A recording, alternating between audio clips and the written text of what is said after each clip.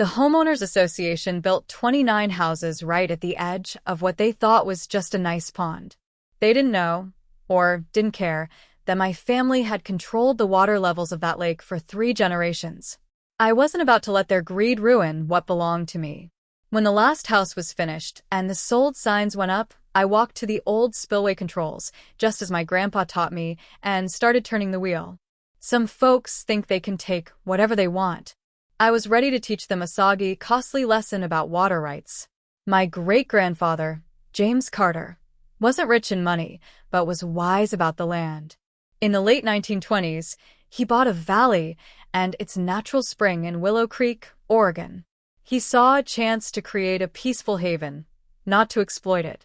With his hands and a few friends, he built a dam from local stone and dirt, not some giant concrete thing, but a smart earth and rock dam with a spillway to control the water level exactly. He dreamed of a private lake for family, fishing, and wildlife, a quiet sanctuary. That's what he made. My grandpa, William, kept it up and taught my dad, Thomas, its secrets. Dad passed that duty to me, Ethan Carter.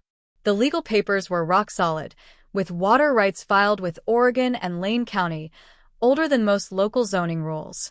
The lake, its bed, the dam, and the right to manage its water levels were mine, no question. For years, we were the lake's quiet keepers, raising the water in summer for fun and nature, lowering it in winter for rain and snow, always protecting the dam. Locals called it Carter's Lake, after James, and respected its privacy. Sometimes, a polite neighbor asked to fish, and if they followed our rules, catch and release, take all trash, we might say yes. It was peaceful. Willow Creek was a small town, and growth was slow. No one thought of building so close that the lake's full legal level could lap at their homes. The high water mark, shown in old surveys and plant lines on the shore, was something we watched but never had to enforce. The lake lived, and we helped it stay healthy. I grew up by its shores, swimming, fishing, and learning bird calls. I knew every corner, every hidden log, how the light danced on the water. It wasn't just land. It was part of me, a living piece of my family's story. The idea of it being used for profit or disrespected made my blood boil. I had James's dam plans, 1960s water studies from a small upstream project, and deep respect for the power I held. It wasn't a game, it was a duty. The spillway's control wheel, a sturdy iron piece, took real effort to turn, preventing mistakes. It sat in a stone pump house, like a small fort guarding the lake's heart. Trouble started with surveyors, not ours, but strangers with fancy gear tromping through woods across the lake, a wild buffer zone. I asked what they were doing, polite but firm. They mumbled about a housing project and left when I mentioned permits. That's when I heard of Silver Ridge HOA, a big-money developer known for sneaky moves and cheap work. They'd bought land east of my lake, a stretch I hoped would stay natural. Soon, shiny flyers popped up in Willow Creek, promising lakeside luxury at Silver Ridge.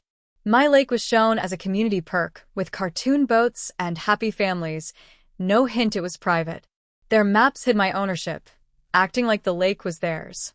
The first letter wasn't a friendly ask, but a demand from Silver Ridge LLC, soon to be Silver Ridge HOA, claiming they'd use the lake for boating and needed shoreline access. They even said I could be sued for blocking them. I laughed, but it wasn't funny.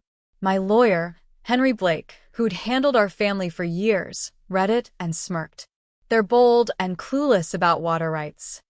We sent a clear reply with copies of my deeds, water rights, and a map showing my lake's boundaries, including the high water mark. We said no access was allowed, and using the lake was trespassing.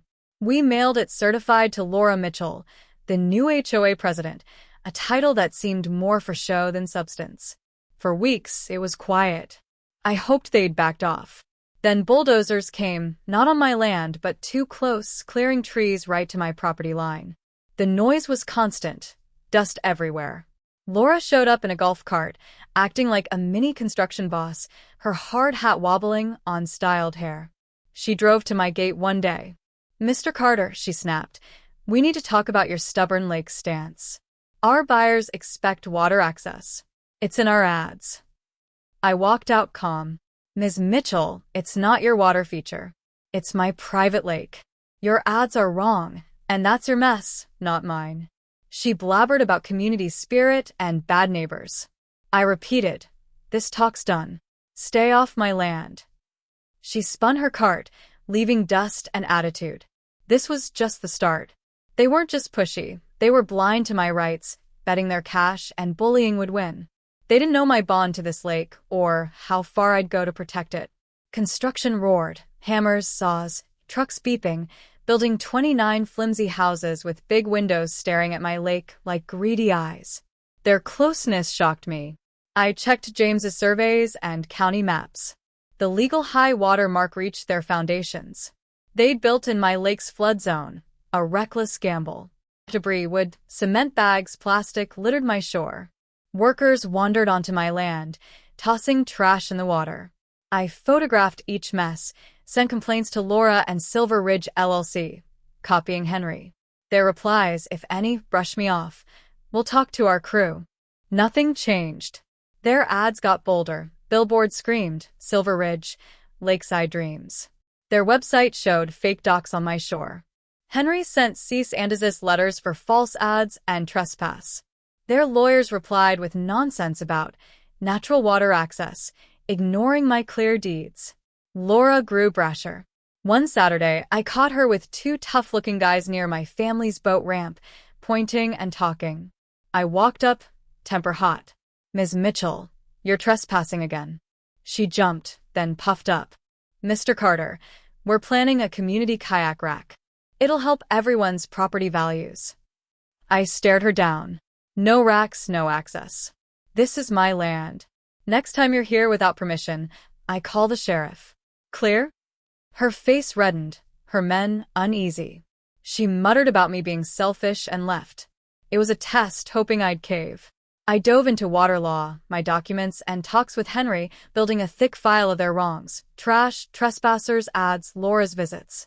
Stress tightened my chest, but it fueled my fight. They saw my calm as weakness. They were wrong. Their arrogance, building so low, in my legal flood zone, was either dumb or bold. They thought I'd never use my full rights, maybe banking on modern rules or my kindness.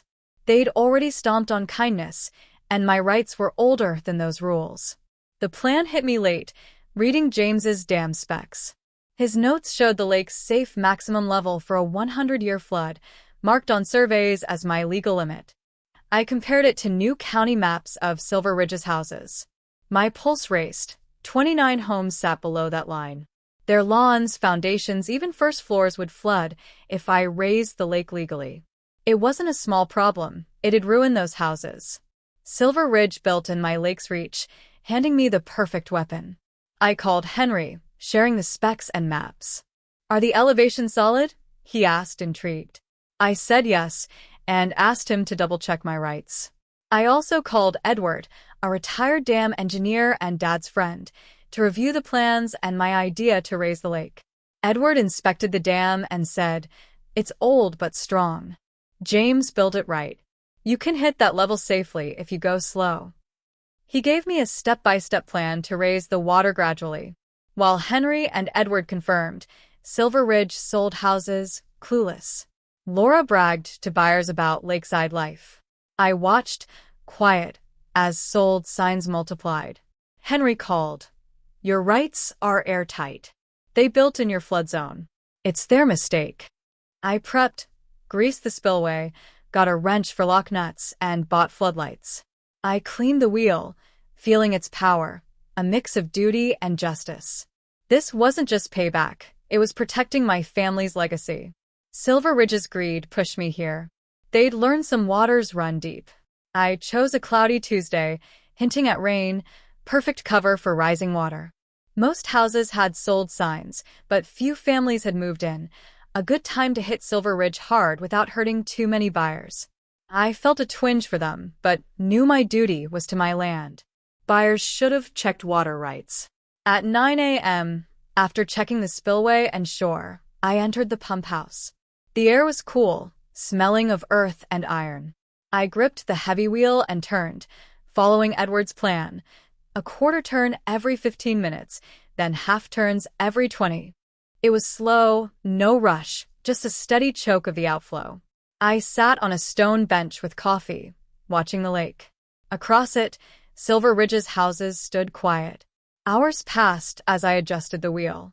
By noon, the water rose 2 feet, subtle, but I saw rocks vanish and reeds sink. Around 3 p.m., a Silver Ridge worker in a yellow vest panicked, waving at the water creeping over new lawns. Others joined, then Laura's golf cart sped up. Water touched patios, seeping into doors. My phone rang unknown numbers, likely Silver Ridge. I ignored them. Henry called, amused. Their lawyer's freaking out, saying you're flooding them. I told him you're just using your legal rights. By evening, water pooled in a dozen homes' first floors. Driveways sank. Laura paced, yelling into her phone, her smugness gone. A deputy arrived at 5 p.m. Sir, they say you're flooding those houses. I handed him my deeds and permits. I own this lake and can set its level to this point. They built in my flood zone despite warnings. He skimmed the papers, curious. This is odd, but it looks legal. It's a civil issue unless the dam's unsafe, which it isn't. He left, saying, expect more visitors. The lake hit its max, 2 feet deep in the lowest homes, making them unlivable. Silver Ridge looked like a swamp. My job was done, rights claimed, lesson taught. The legal storm came fast. Silver Ridge's lawyers filed for an emergency order to lower the water, calling me a lake tyrant. Laura told News I was a menace. Henry and I countered with proof. Deeds, rights, dam specs, surveys, and warnings Silver Ridge ignored. We showed they built in my flood zone. At the hearing, their fancy lawyers argued I was cruel, hurting families. Henry calmly showed my rights, older than their project and their ignored warnings. He shared their odds, claiming my lake as theirs, against maps proving my ownership. The judge, a property law expert, grilled them.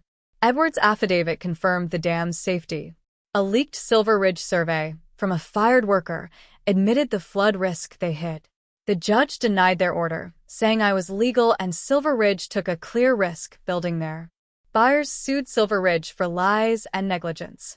Insurers, seeing the buried survey, denied claims or probed Silver Ridge. Laura vanished, her HOA role drowned in shame. Silver Ridge LLC went bankrupt, halting construction.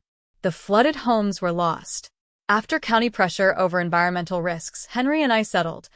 I'd lower the lake slightly, keeping low lots wet and unbuildable, if they paid to remove ruins and clean the land. It cost millions. The lake's view cleared, nature creeping back. Carter's Lake became a local tale. Don't mess with the Carters. I thank James's wisdom when I passed the pump house. Buy near water? Check the rights. You never know who turns the wheel.